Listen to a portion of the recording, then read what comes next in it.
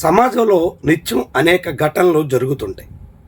నేర ప్రవృత్తి కలిగినటువంటి వాళ్ళు ఇదేచ్ఛగా చెలరేగిపోతున్న తరుణంలో నియంత్రించాల్సిన ప్రభుత్వాలు కళ్ళప్పగించి చూస్తే చాలా ఘోరమైన పరిణామాలు చూడాల్సి ఉంటుంది.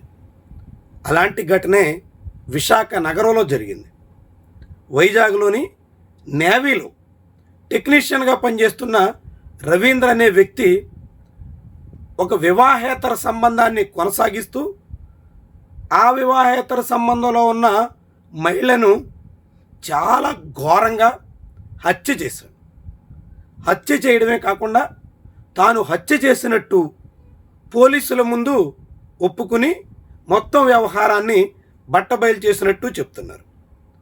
రవీంద్ర విజయనగరం జిల్లాలోని రాజాం వాసి.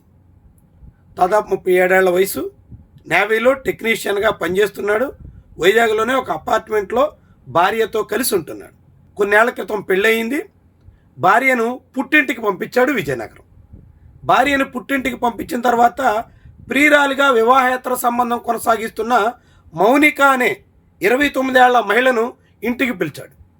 తాను ఉంటున్నటువంటి అపార్ట్మెంట్లోని ప్లాట్కి మౌనికను పిలిచి రాత్రంతా ఆమెతో గడిపి ఆమెతో వివాదానికి దిగి వాగ్వాదం తర్వాత ఆమెను చాలా ఘోరంగా ముక్కలుగా నరికేసి తల కనిపించకుండా చేసి ఆ బాడీని 2 మూటల్లో కట్టి ఫ్రిడ్జ్లో దాచిపెట్టాడు. అంటే ఎంత క్రూరంగా వ్యవహరించాడో, ఎంత అమానుషంగా ప్రవర్తించాడో ఈ ఉదంతం మనకి చాటుతోంది. తల ఎందుకు కనిపించకుండా చేశాడు అంటే బహుశా సముద్రంలోనో పడేసి ఉంటాడనే అనుమానం ఉంది. తల కనిపించకపోతే కేవలం మొండెం ఆధారంగా హత్య నేరాలు నిరూపితమయ్యే అవకాశం లేదు. ఆమెను చంపేసినట్టు పోలీసుల ముందు వచ్చి లొంగిపోయినప్పటికీ ఆ తర్వాత కోర్టులో అదే తీరున నిందితుడు వ్యవహరించడానికి ఆస్కారం లేదు. తల కనిపించకపోతే ఆ నేరాన్ని పోలీసులు నిరూపించగలిగే అవకాశం లేదు. నేవీలో పనిచేస్తున్నాడు కాబట్టి తనకున్నటువంటి నెట్వర్క్ ద్వారా ఆమె తల సముద్రం పాలు చేసుంటే అది మళ్ళీ లభించే అవకాశం లేకపోతే ఈ నేరంలో నిందితుడు తప్పించుకునే అవకాశాలు ఎక్కువగా ఉన్నాయి. ఇదంతా పక్కా ప్రణాళికాబద్ధంగా చేసినట్టు కనిపిస్తుంది.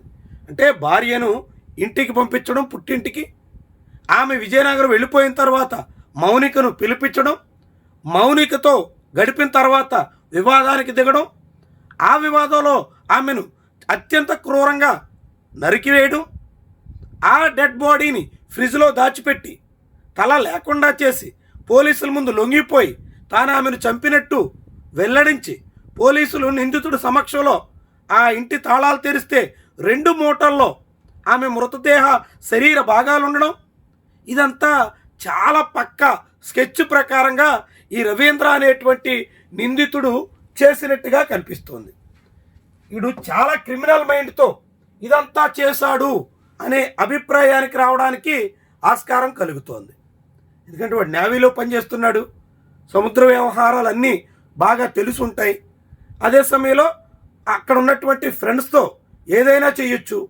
ఇలాంటివన్నీ తనకు అనుకూలంగా ఉన్నటువంటి తరుణంలో మౌనిక డబ్బుల కోసం వేధించింది. తనని కాకుండా వేరొక మహిళను పెళ్లి చేసుకున్నందుకు తనకు సెటిల్ చేయమని డిమాండ్ చేస్తోంది. అందుకే మర్డర్ చేశాను అంటూ పోలీసులకి చెప్పిన విషయంగా కథనాలు వస్తున్నాయి. నిజానికి మౌనిక పంజాబ్ నేషనల్ బ్యాంకులో ఉద్యోగిగా పనిచేస్తుంది. అంటే ఆమెకు మంచి వేతనం వస్తుంది, ఆర్థికంగా ఎటువంటి సమస్యలు ఉండే అవకాశం లేదు. అయినా ఈ రవీంద్రని బెదిరించే ప్రయత్నం చేసినట్టుగా, డబ్బుల కోసం బ్లాక్మెయిల్ చేసినట్టుగా, గతంలో కొంత మొత్తం ఇచ్చినప్పటికీ ఇంకా వెంటాడుతున్నట్టుగా చిత్రీకరించే ప్రయత్నం చేసినట్టు స్పష్టమవుతోంది. ఆ అమ్మాయితో వివాహేతర సంబంధం పెట్టుకోవడం, పెళ్లి తరువాత కూడా దాన్ని కొనసాగిస్తూ ఆమెను ప్రేమ పేరుతో ట్రాప్ చేసి పెళ్లి చేసుకుంటానని మోసగించినట్టుగా ఇప్పుడు మౌనిక తండ్రి పోలీసుల ముందు వాపోవడం, ఇవన్నీ చూస్తుంటే ఎంత క్రిమినల్ మైండ్తో ఈ రవీంద్ర లాంటి వాళ్ళు వ్యవహరిస్తున్నారో అర్థమవుతుంది. ఇలాంటి నేరగాళ్లను, పైగా కేంద్ర ప్రభుత్వ నేవీ లాంటి సంస్థల్లో కీలకమైన పోస్టుల్లో ఉన్నటువంటి వాళ్ళు కూడా ఇలా తెగించేస్తున్నటువంటి వైనాన్ని ఆకతాయిలు అలగాజనం అక్కడక్కడ అదుపు తప్పారంటే అర్థం ఉంటుంది.